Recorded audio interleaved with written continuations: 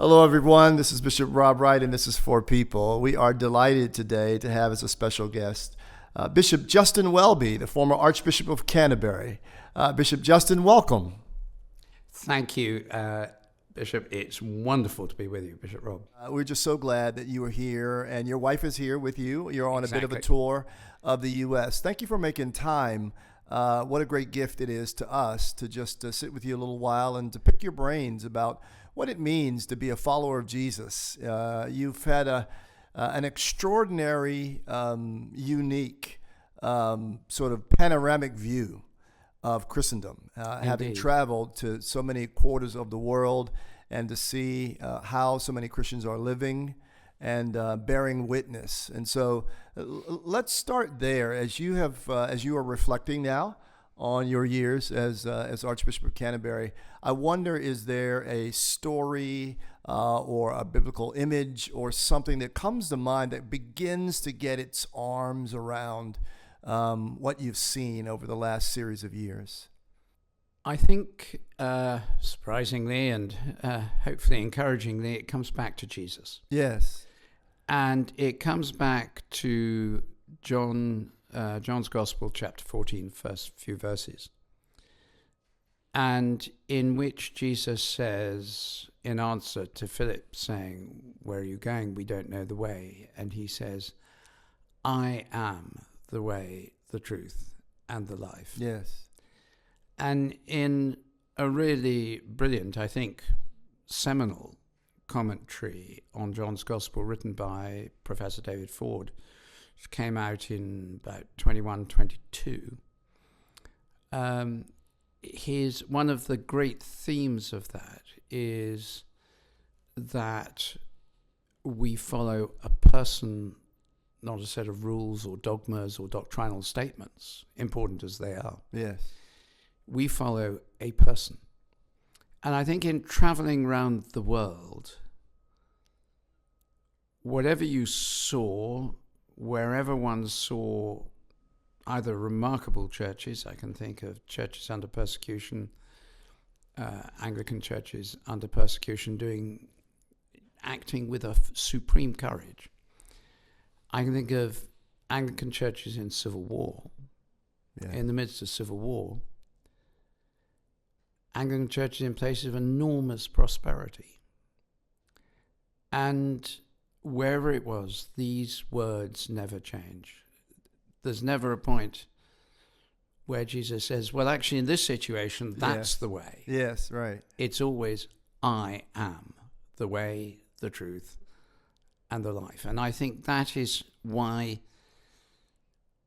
God's people, the whole church, not just the Anglican communion, are held in the span of those words.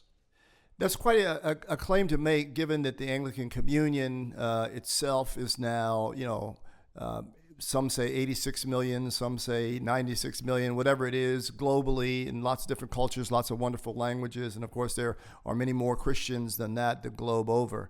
But we live with Muslim neighbors and Buddhist neighbors and Jain neighbors, Hindu neighbors. And so I think it would be a great gift to us to just see your mind work a little bit about how we can say with our full throat, Jesus is the way, the truth, and the life, as we live with other people who believe so radically differently. I think there are two things that really matter in this. The first is we think through the implications that God came to us. God's self came to us in Jesus Christ and revealed God's self as much as could possibly be wanted, required, or asked for in any way at all, as much as we needed. Yes.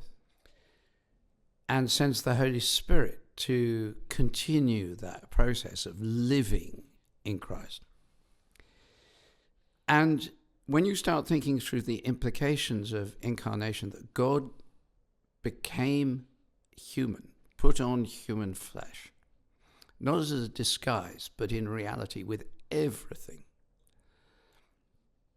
This is the God who had to have his nappies changed, his diapers, I think you call them. Sure. I find that it points us to the immense dignity of being human. Yes.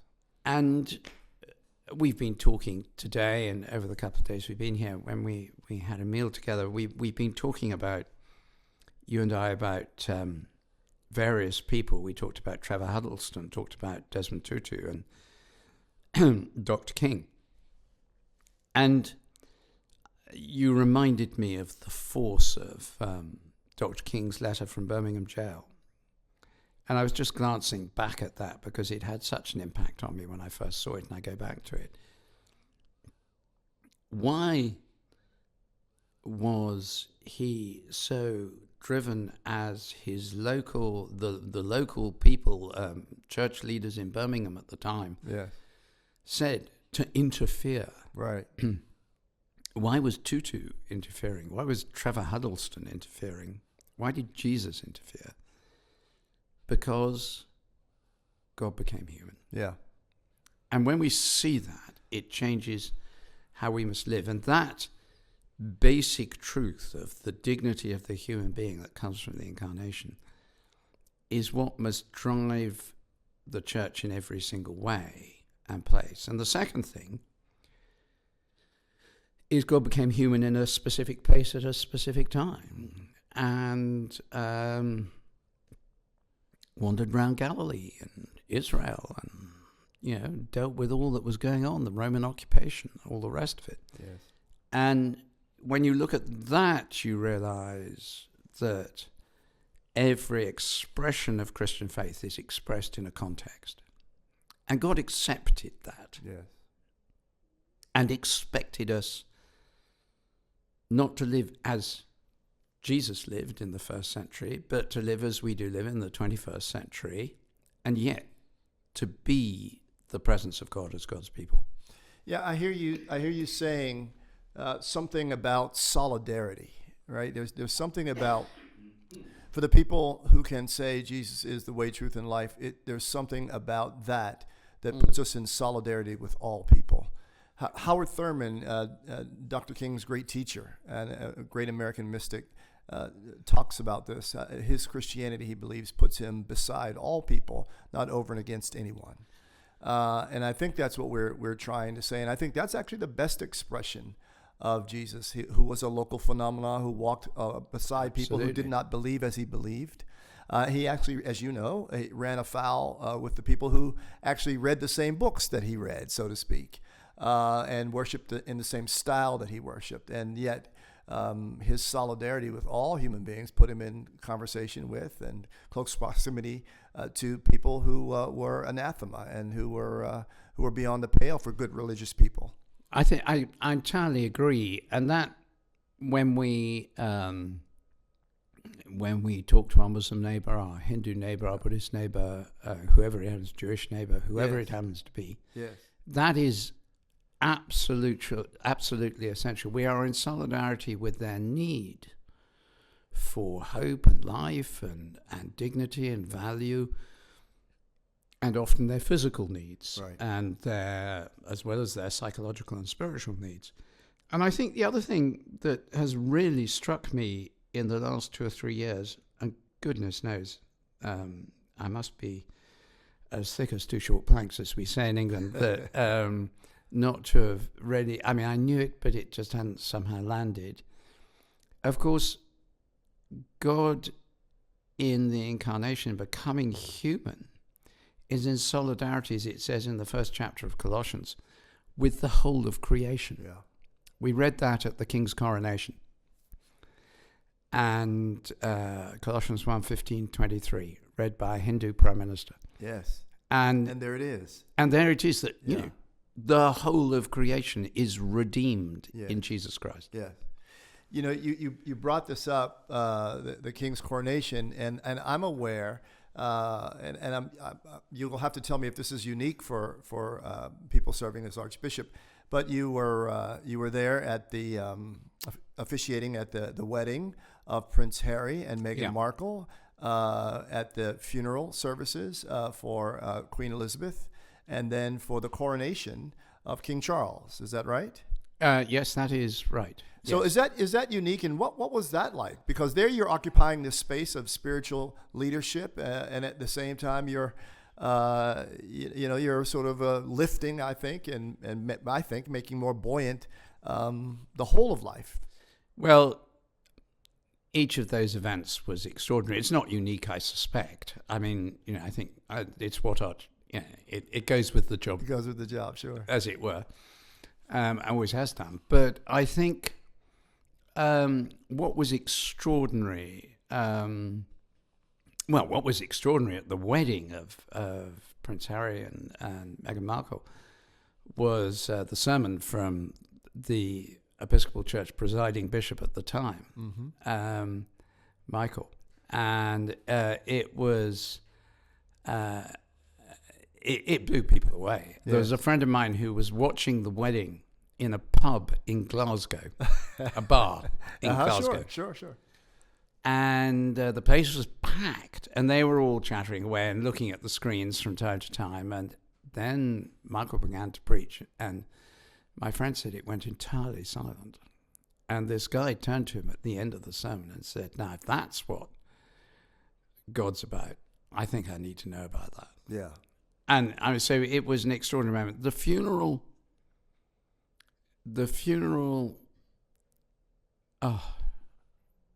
just to see so many heads of state and government in one place, to honor one person.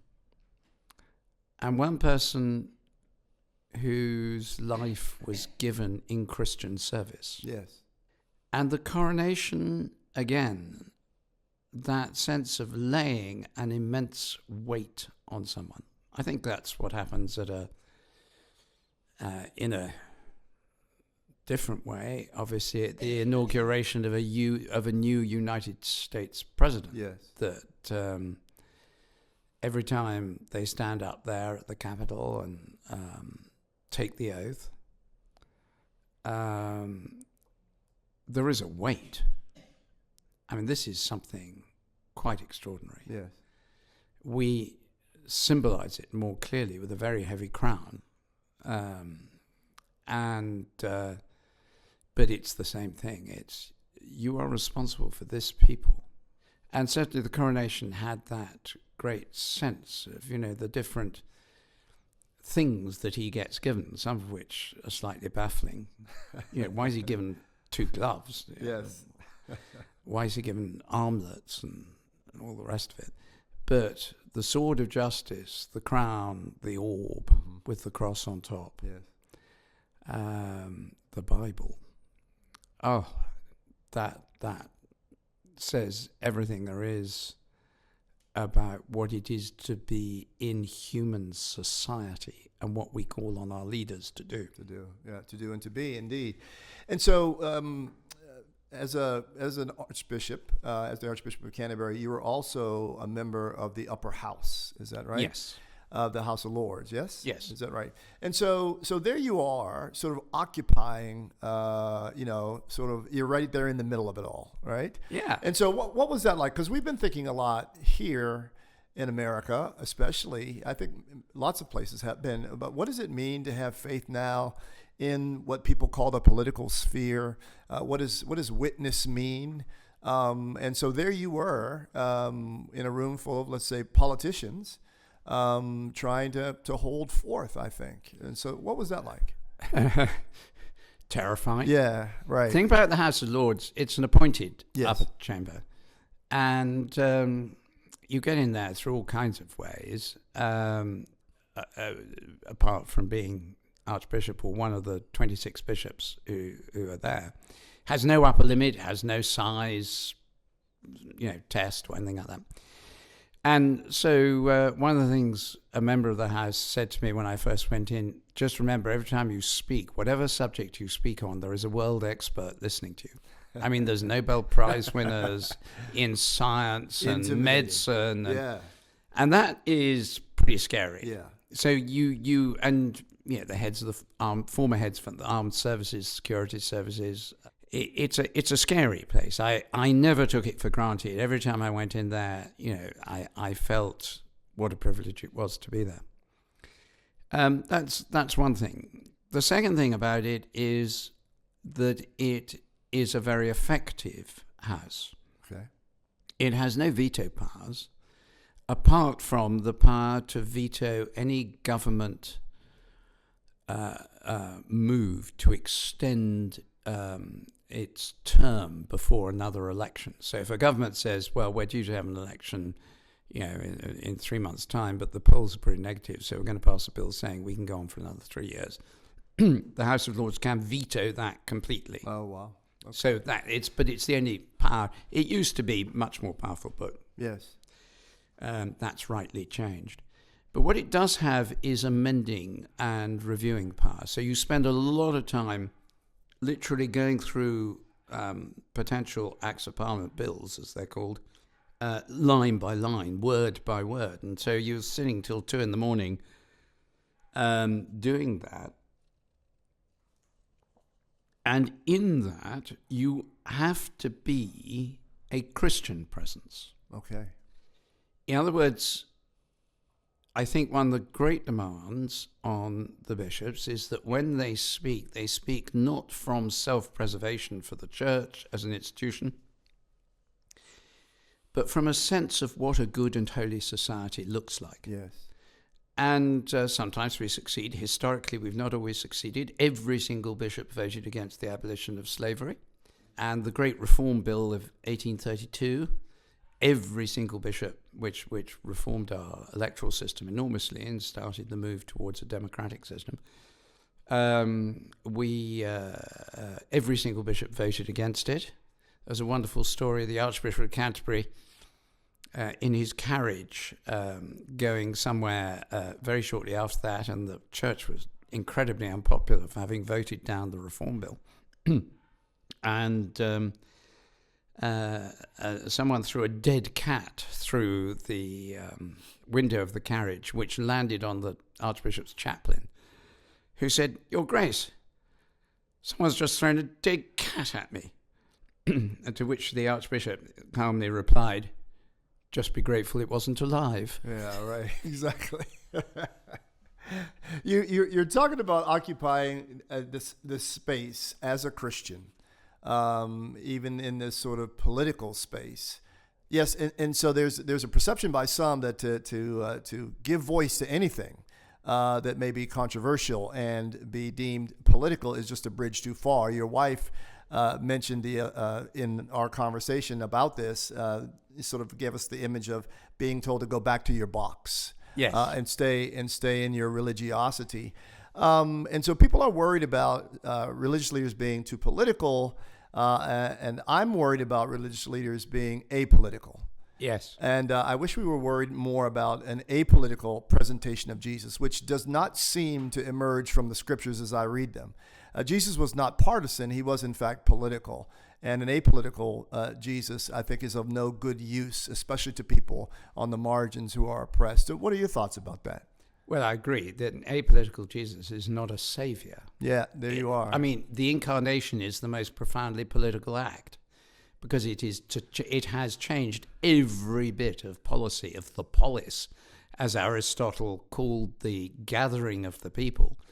The polis has been changed more by the incarnation of Jesus Christ than by any action of any political leader in history, throughout human history. Yes. So God is deeply, deeply political, but not party political. Right.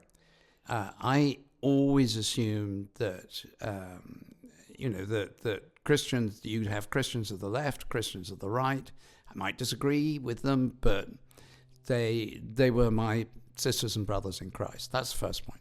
And therefore, I was incredibly careful not to do ad hominem attacks, not to attack the people. Or as we say in football, which I believe you call soccer. We do, yes. Well, it's really called football. So my wife tells me, yes. Oh, yes, she would. She'd know. But in football, the old saying is, you play the ball, not the man, from the days when we had only men playing football. Yes. So that's the second point. You don't do the attacks on the person. That's been seen by some of our great Christian political leaders, going right back to the people who led the way in the abolition of slavery in the early 19th century, in particular the slave trade, were very careful. in not indulging in personalized attacks. Right. I think the other thing is we have terrible warnings from history about what happens when the church gets politics in the wrong way. I've talked about the Church of England being on the wrong side in the slavery debate, in the debate on the Great Reform Bill in the 1830s in the UK. But there are worse examples yet. I mean, for instance, one of my great heroes, Dietrich Bonhoeffer, in the 30s and 40s, when the German church was completely subordinated to Adolf Hitler, and bought into his teaching hook, line, and sinker. And that was catastrophic. You think of other times when the church has been an oppressive governing body, and not so long ago in Church of England terms. Yeah. So getting it wrong is a disaster, but everything we say and do is part of the polis, is political in the strict sense of the word. And if we're not political, we're not dealing with human beings. Yeah. And if I wanted to be slightly light-hearted about it, I would say, well, the politicians are always interfering in religion, so why shouldn't religious people interfere in politics? There you go, turnabout, all of that. And so to be sure, there's a needle to thread here. And yet, with all of that care that you bring to this, you have found your voice on immigration, for instance. Why did you have to speak up about immigration? And my guess is that you knew the speaking up, even carefully and thoughtfully, prayerfully done, would still have a cost. So why'd you have to speak up? Because I remember the moment very, very clearly. And in my notes, seeing the 2 paragraphs coming that were going to cause the trouble, and the strength of the temptation to skip them. Wow. I was so frightened. And I knew it was right. I'd consulted my colleagues. It wasn't an individual decision. I consulted colleagues. And it was because the way the program at the time was being described did not pay attention to the humanity of those who were affected. And I mean, I was clear, I would still be clear, I am not in favor of open borders. Right. No country in a world where there's 120 million refugees and IDPs, internally displaced people, can handle that. Not even the United States. Right. And when we look forward, anticipate the results of what is now going to be seen as what is now almost certainly 2 to 2.5 degrees rise in global temperature through climate change, people anticipate somewhere that number going from 120 million to somewhere around 1 billion. 1,000 million people. Wow. We, in the reconciliation work that I did be involved in, we had a team, and there was one of them was a very good analyst. We analysed 26 separate places that are currently not at war, which risked being in serious conflict under the pressure of the movement of people. Yes. So I'm not in favour of open borders. I am strongly in favour of a global approach, a new global convention, which would take 10 years to negotiate. I'm not in favour of not caring who comes in. It really matters. It does indeed. What we said is we need to have controlled immigration, we need to control our borders, but we also need to be part, as one of the richest countries on earth, we need to be part of the effort to mitigate the suffering that is leading people to take such dangerous ways to come to our country or to other countries. And you mitigate that, I think you have to work on the push factor, so enabling a renewal of economic activity in areas destroyed by war or the neighbor, 72% of refugees go to the country next to the one they come from. Okay. And never go anywhere else. Right. So what are we doing to make sure that those tens of millions of people are having a rapidly growing economy? That's one way of reducing the pressure. Cut it off upstream. Yeah. We were careful to say that, but all people hear, of course, is the government is wrong. Right. Exactly. And then the press will typically say, the Archbishop calls for open borders. Yes. And the other half will say, and who are you to speak? And people will say, who are you to speak? There's a chapter, one of the best books on the Christian in politics was written by my great predecessor of the Second World War, Archbishop William Temple. And it's called Christianity and Social Order. It's out of print, but you can get it on the web. It's short. It was the war. There wasn't much paper. Paper was rationed, so it had to be short. There's a chapter in there which is basically called, towards the end of the book, which basically says, why should the church be entitled to speak?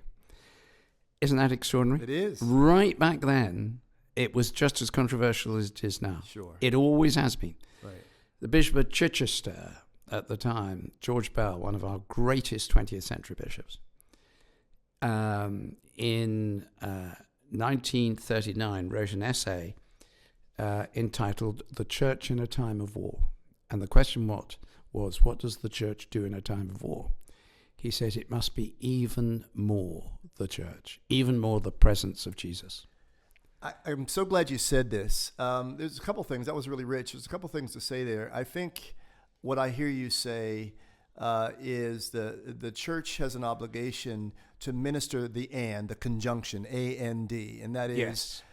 Secure borders for sure, and all of that matters, and the dignity of people. Human being. Yeah, and let's get coalitions together, and let's figure out how we deal with this. And we say it so wonderfully in our Eucharistic prayer, because we are all inhabitants of this an island home together. Yeah. And so we're going to have to figure this out together or suffer for that. And so it is important. And interestingly enough, too, there's precedent with who are you to speak, because, as you know, Jesus is wandering around doing his thing, and it is the religious class who come to him again and again and say, by what authority?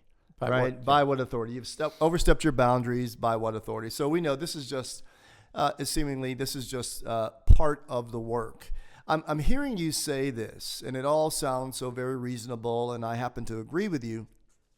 And I'm grateful that you did not avoid those two paragraphs, and that you said that, because I think we need to encourage courage among the clergy and the laity now, perhaps more than ever. And you said as much when you addressed us at the Candler School of Theology the other day.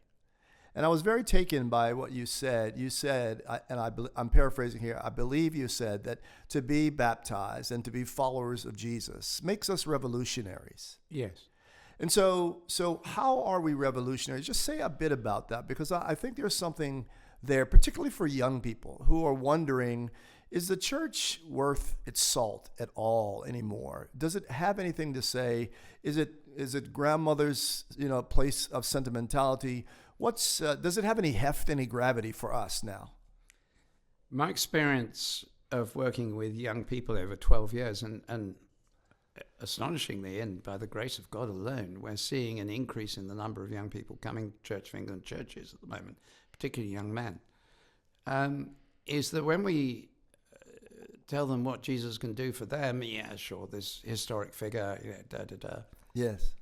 When we say, this is what you need to do for Jesus, in whom they haven't really believed, and we say, I used to say, look, this is, we are not to follow, the best choice you can ever make as a human being is to become a disciple of Jesus Christ. That was one of my favorite things to say. And I said, that's the best choice you can ever make as a human being. And then I'd say, but it has consequences. It will be terrifying. It will be very hard work. It will take you to places you've never imagined you might go and you never wanted to go. Yes. Exactly. This is the riskiest, most dangerous, most exciting, most wonderful, extraordinary life you could ever have is simply to follow Jesus Christ. And you, by the time you'd said that, all their young people, their heads were up. They're on for that. Yes. This is not a generation of wimps. I think this is a great generation we've got coming up. Great generation. Yes. So that's the first thing I'd say. The second thing about the church speaking out is that is what God does. So that is what we must do. If the German church in 1928, 29, 30 had said, this Hitler guy is lethal, read Mein Kampf, and you will see what he's about. This denigration of Jewish people is intolerable, and of black people, as it happens at the time, what he called the slave races of Slavs. Yeah. Then, who knows? But they'd have had nothing to be ashamed of in 1945. Nothing. They'd have had a rough time. Yes. But they might just have stopped what happened. Right. Right. Yeah, it is, I'm thinking a lot about this wonderful Bible verse from Paul in Corinthians. How shall they prepare for battle if there is an indistinct sound?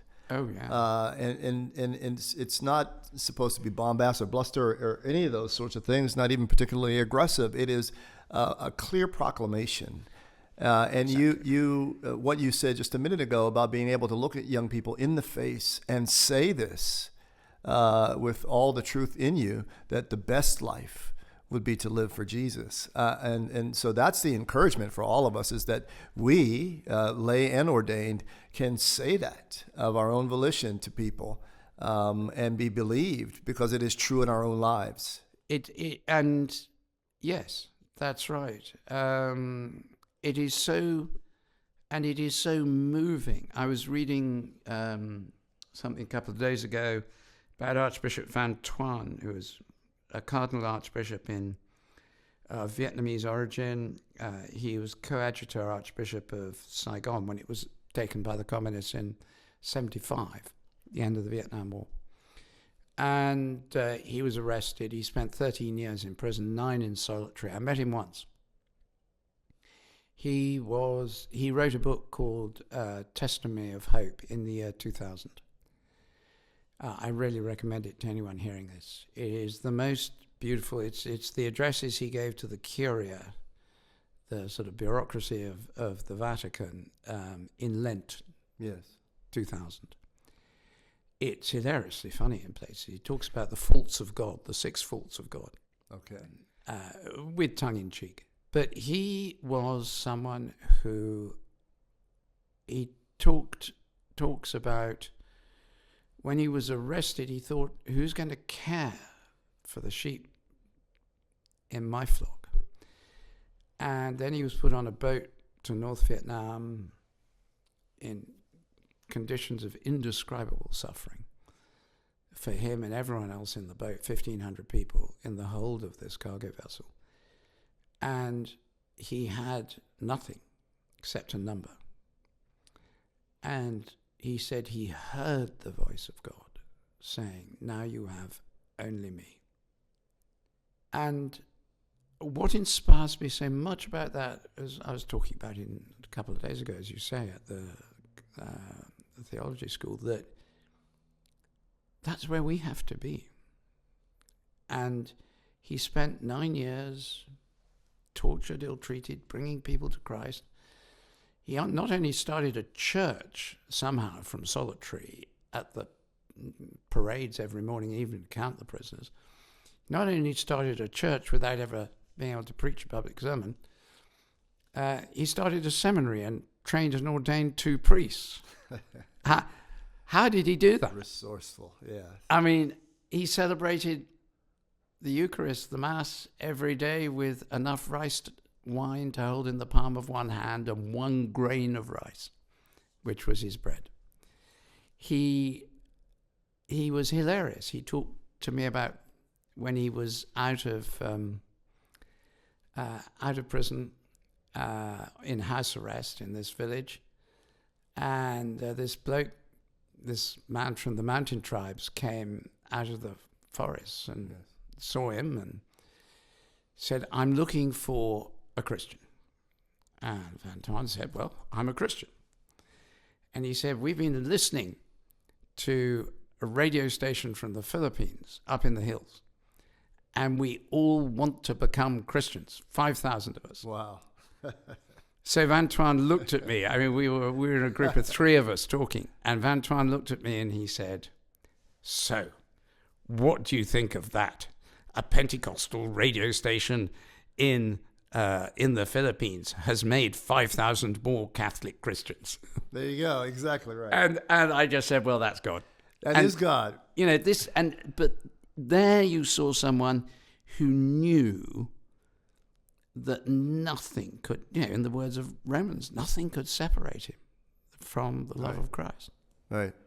And here again, we hear, at least I hear in what you said, a little leaven leaveneth the whole lump, right? If we can just have that true faith, and we'll leave all of the bad news and the sad news to God, and we'll just do our bit. It's amazing what God will do with that. It is. And I think one of the exciting things about living in the church today, and I'm sure it's true here, and we have a daughter with some learning difficulties. 40, 50 years ago, there'd have been no place for her, and we'd have been encouraged to put her in a home or something, I suspect. I mean, she had very moderate learning difficulties. Yes. Now she's welcomed and asked to contribute to the life of the church. We are in a time where, in the grace of God, more and more people are saying nobody is out with the church the opportunity to be part of the living body of Christ and to minister and be ministered to, both. Yes. Nobody. And that is what a wonderful time to live. Well, let me just say about that as we're wrapping up. I'm looking at you. I've had the privilege of having a chat with you and your wife the last couple of days, and you are retired. I suppose we're using that language, maybe not quite, but you're not serving as Archbishop anymore. You're doing some other things, and you don't seem to be retiring as you present. You've got energy. It seems like you've got a glimmer to the eye and some hope. There are people who are depressed. They look at decline in the local parishes and so on, and they're looking back and they're wondering what has happened to the faith of their childhood, et cetera, et cetera. So help me parse all of that. You have some enthusiasm and some excitement about the church. I certainly do, and yet as we look out, we see the church as a general matter declining, certainly the mainstream Protestant denominations declining. You and I can both tell stories about meeting young people who are on fire for the Lord and want to serve. But yet it's a tale of two cities. That's a very good way of putting it. It is a tale of two cities. One of my favorite books. Yes. And it is, I think I would say, first of all, we need to recognize we're in a hugely privileged position as bishops, having served or serving as bishops. Yes. Because on the whole, lots of people tend to turn up when we're there. It's true. And, people are interested and, we're very privileged. But I would say, yes, we look around, and I've been a parish priest, you're a parish priest, that you see the decline around you, you know what it feels like. Yes. But God is God. And when we focus on the institutional church, yes, there is much to be depressed about and much to jettison and lose. Yes. When we focus on God's people, it's a very, very different matter because the Holy Spirit is still at work. when I was Archbishop of Canterbury in Canterbury Diocese, I just reckon I used to go around tried to be every other week. It was a bit less than that on a Sunday to what you would call a parish visitation. Yes. And I just saw it was virtually impossible to find a church that wasn't running a food bank or caring for its community in some new way, a debt counselling or whatever it happened to be. Yes. Whereas 30 years ago, or even before 2008-9, the Great Recession, the financial crisis, Yes. they would have been, the churches that were that engaged would have been a small minority. And I know that's true over here. Yes. If we get on, love Jesus, I'll put it in very simple terms. Our job is to worship God in Jesus Christ and to witness to the love of God to the world around us. If we do those two things to the best of our ability with the resources he gives us, then there's nothing more we can do. Yes. The rest is above our pay grade. Right. Yes. You know, I heard you in response to a seminarian say the other day, you have found, and please correct me, you have found when churches are sort of outwardly facing, they are likely to bump into Jesus. And when they are inwardly facing, they are likely to just bump into each other. Did I get that right? You did get that right. And I'm more and more convinced about that. It's not a sort of hyper spiritual comment. It's just when we face inwardly, yes, we see close up a lot of the ugliness of the church. Yes. When we face outwardly, yes, I'm not saying we obviously have to deal with issues within the church. We have to deal with issues of prejudice, of abuse, of safeguarding, of all these things. Those are necessary. That's not inward looking. That's making sure the church is healthy. But when we look outwards and go out, we do find that Jesus has usually been going there for a long time before we got there. Exactly. And he's still at it. I'm working on my sermon for annual council, and Jesus is commissioning the 70 and sending them to the places that he himself intends to go. Exactly. Yeah, and another way to say that, of course, is that find me there. Find me there.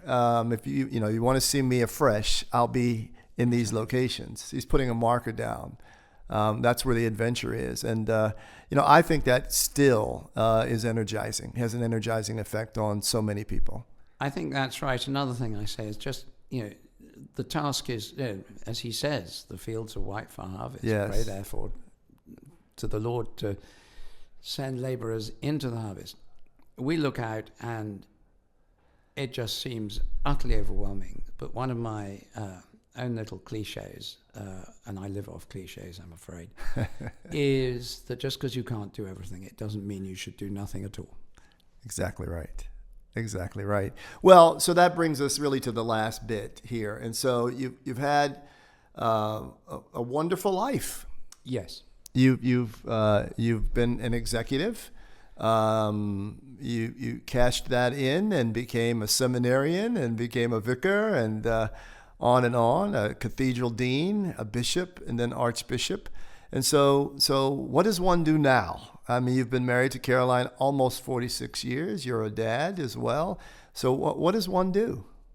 I don't know yet entirely. Fair answer. We're exploring together those areas where the Lord has given us a passion.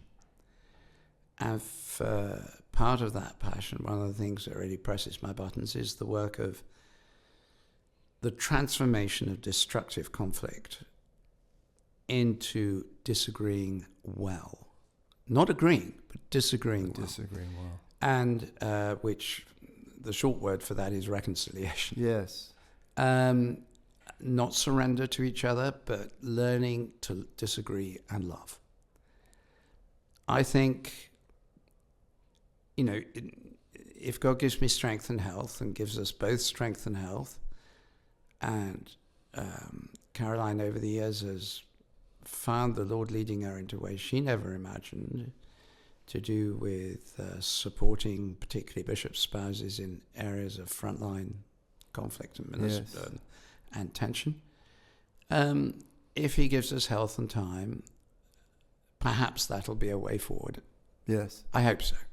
Yes. But either way, I'm quoting my wife here, we just need to keep putting one foot in front of the other and follow Jesus. I'm hearing you say discipleship never ends. No. And discernment about how to join. Oh, golly. How to join Jesus where Jesus already is. It never ends. It never ends. I'm very aware of that.